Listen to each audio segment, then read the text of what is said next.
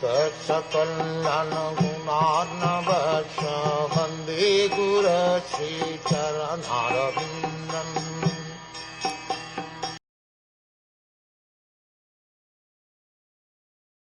Sati continued, "If one hears an irresponsible person blaspheme the master and controller of religion, one should block his ears and go away if unable to punish him.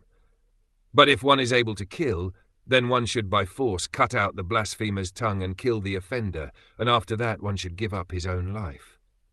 The argument offered by Sati is that a person who vilifies a great personality is the lowest of all creatures.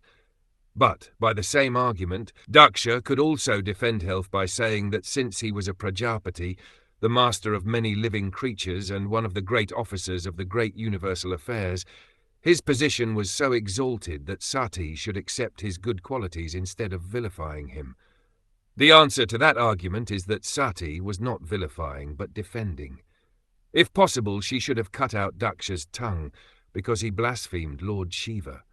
In other words, since Lord Shiva is the protector of religion, a person who vilifies him should be killed at once, and after killing such a person, one should give up one's life. That is the process. But because Daksha happened to be the father of Sati, she decided not to kill him but to give up her own life in order to compensate for the great sin she had committed by hearing blasphemy of Lord Shiva.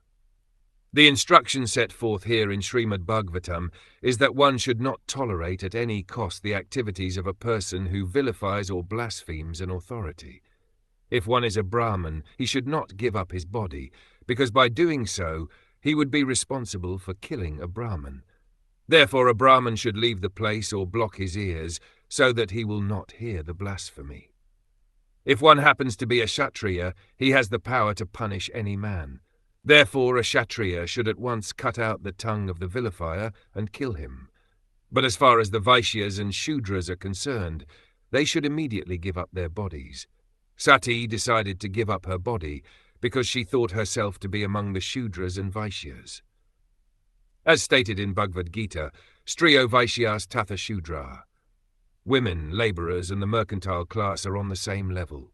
Thus, since it is recommended that Vaishyas and Shudras should immediately give up their bodies upon hearing blasphemy of an exalted person like Lord Shiva, she decided to give up her life.